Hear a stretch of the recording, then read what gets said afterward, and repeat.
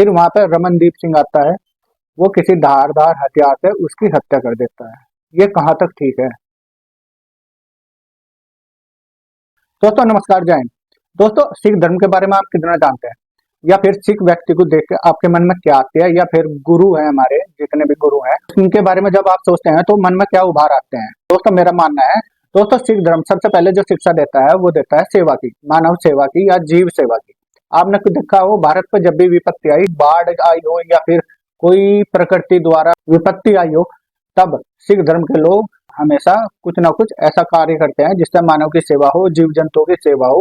वो लंगर लगाते हैं। दोस्तों पिछले दिनों बाढ़ आई थी, आपने देखा किस तरह सिख लोगों ने वहां पे लंगर लगा के किस तरह आम आदमी की सहायता की थी। दोस्तों अगर बात करें सिख धर्म के जितने भी गुरु थे, उन्होंने भारत की रक्षा के लिए, खासकर सनातन धर्म की रक्षा के लिए अपने प्राणों की आहुति दी। दोस्तों सिख धर्म के जो गुरु हैं वो केवल सिखों के नहीं, सनातन धर्म के जितने भी लोग हैं मानने वाले, उनके भी गुरु हैं। दोस्तों उसके बाद टाइम बदलता गया, भारत में जो था राजतंत्र वो समाप्त हुआ, उसके बाद प्रजातंत्र आया, लोकतंत्र आया। तो आजादी के बाद आपने देखा किस तरह भारत देश के जो भी धर्म थे, धर्म को मानने वाले लोग थे, उनके अंदर किस तरह बंटवारा किया गया, यानी कि उन्हें लड़ाने के लिए आपस में वो इकट्ठे ना रहे, इस तरह से लड़ाइयां करवाई गई। ये केवल एक राजनीतिक षड्यंत्र के रूप में था। सिख धर्म और हिंदू धर्म में फूट डाल दी थी। दोस्तों ये फूट आज भी है। इसमें एक तबका ऐसा है जो हिंदुओं से नफरत करता है, उसे बोलते हैं खालिस्तान, जो सीधा सीधे पाकिस्तान से प्रमोट किया जाता है। दोस्तों हमारे देश के कुछ पाकिस्तानी पिट्टू के रूप में काम करते हैं, जिससे हमारे देश की जो शांति है वो भंग हो जाए। दोस्तों आप जानते हैं कपूरथला डिस्ट्रिक्ट है पंजाब की, उसके अंदर एक फगवाड़ा नाम का शहर है। फगवाड़े शहर के अंदर एक गुरुद्वारा जिसका नाम चौड़ा खूह गुरुद्वारा। दोस्तों 16 जनवरी की रात करीब 10:30 बजे एक युवक वहां पे अंदर घुस जाता है गुरुद्वारे के अंदर। दोस्तों वहां पे काफी टाइम बिताने के बाद वो वहां की टॉयलेट यूज करता है, उसके बाद आके बाहर खड़ा हो जाता है। गुरुद्वारे के अंदर और भी सिख लोग थे। दोस्तों उन लोगों को उस युवक पर शक हुआ, तो उन्होंने उसे पकड़ा और फिर पूछताछ की। पूछताछ के बाद उन्होंने उसकी वीडियो बनाई।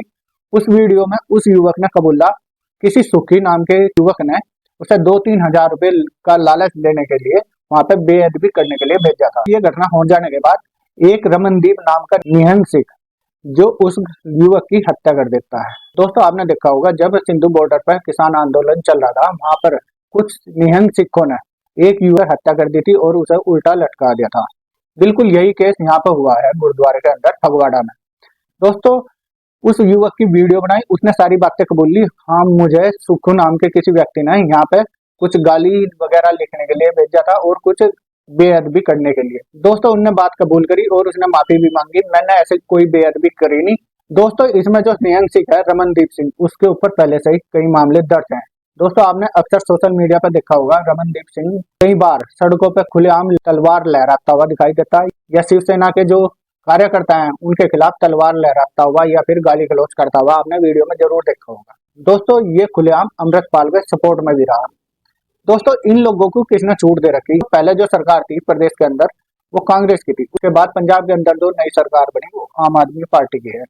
दोस्तों आप जानते हैं आम आदमी पार्टी के जो कुछ नेता हैं जो खालिस्तानियों से अटैच बताए जाते हैं, यहाँ तक कि अरविंद केजरीवाल पर भी खालिस्तानी आतंकवादियों से मिलने जुलने का आरोप है। वो जो युवक है जिसकी हत्या हुई वो बाहर का बताया जाता है। दोस्तों जब ये मामला पुलिस के पास पहुंचता है तो पुलिस रमनदीप को उठा लेती है और उस पर जो मुकदमा दर्ज करती है वो करती है गैर इरादतन हत्या का। दोस्तों ये गैर इरादतन हत्या नहीं थी, ये सीधी हत्या थी। जो उस पर धारा लगाई गई है वो 304 है, ना कि 302। दोस्तों इसमें जो लड़का आरोपी था उसने ये बात कैमरे के आगे कही, हाँ उसने लालच में 2-3 हजार रुपए के इस तरह का काम करने का फैसला किया, लेकिन उसने कोई बेअदबी नहीं करी। उस युवक ने ये कहा हाँ वो मेहनत कश आदमी है, यानी कि मेहनत करने वाला आदमी है, वो ऐसे गलत विचार या फिर गलत किसी धर्म के बारे में ऐसा वैसा कुछ करना नहीं चाहता था। इसके बाद उस युवक को वहां पे कमरे में कैद कर लिया। फिर वहां पे रमनदीप सिंह आता है, वो किसी धारदार हथियार से उसकी हत्या कर देता है। ये कहाँ तक ठीक है? दोस्तों ये क्या हो रहा पंजाब के अंदर? एक युवक जिसने अपना जुर्म कबूल कर लिया, लेकिन उसने वो जुर्म किया ही नहीं और पहले ही कबूल कर लिया, तो क्या उसे मारने की आवश्यकता थी? ऐसे कौन से कानून में लिख रहा?